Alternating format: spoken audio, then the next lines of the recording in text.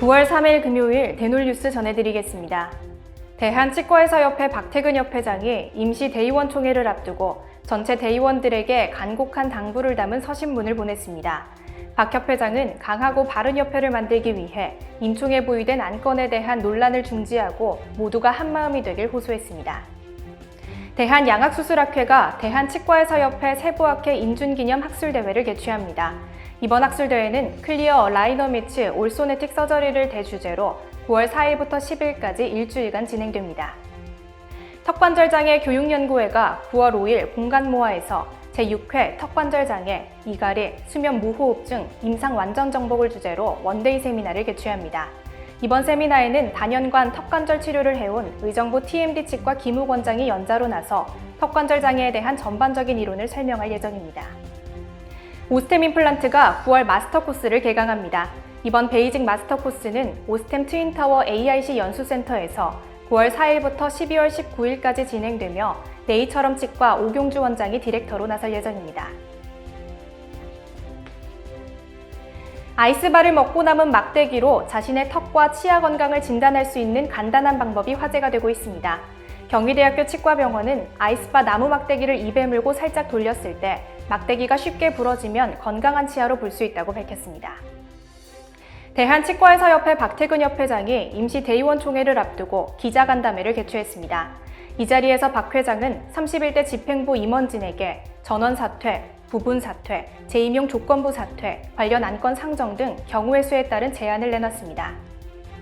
최근 해외에서 한국이 주요 치과 관광지로 언급되는 횟수가 늘고 있습니다.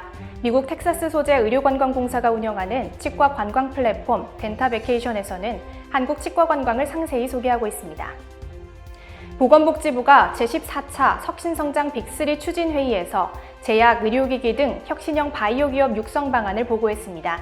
이번 방안은 2030년까지 제약, 의료기기, 화장품 분야 글로벌 선도기업 8개 육성을 목표로 한 3대 전략 9개 추진 과제를 담고 있습니다.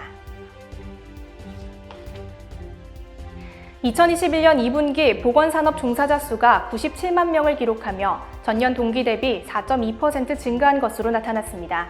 산업별로는 의료서비스 종사자 수가 80만 3천 명으로 총 종사자의 82.7%를 차지했으며 제약, 의료기기, 화장품 종사자 수가 그 뒤를 이었습니다. 코로나19로 소비자들이 병원 방문을 꺼리기 시작하면서 미국 내 원격 의료에 대한 수요가 눈에 띄게 증가하고 있습니다.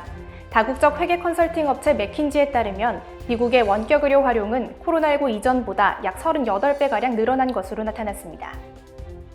의료계 전역에서 최근 국회 통과된 수술실 CCTV 설치법에 대한 거센 반발이 일어나고 있는 가운데 여자 의사들도 힘을 보태고 있습니다.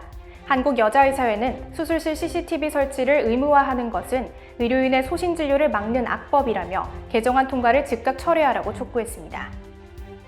서민플란트 치과의원이 VIP 개별 진료실을 설치했다고 밝혔습니다. 병원 관계자는 VIP 개별 진료실 설치는 모든 환자를 귀빈처럼 안전하고 쾌적하게 수술받을 수 있도록 하는 것이 목표라고 밝혔습니다.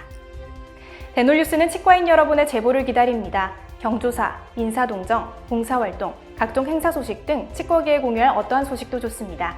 화면에 보이는 이메일이나 전화로 제보해 주시면 대놀뉴스에 반영 가능하고 우수 제보자에겐 소정의 상품도 드리겠습니다. 이상으로 대놀뉴스를 마칩니다. 고맙습니다.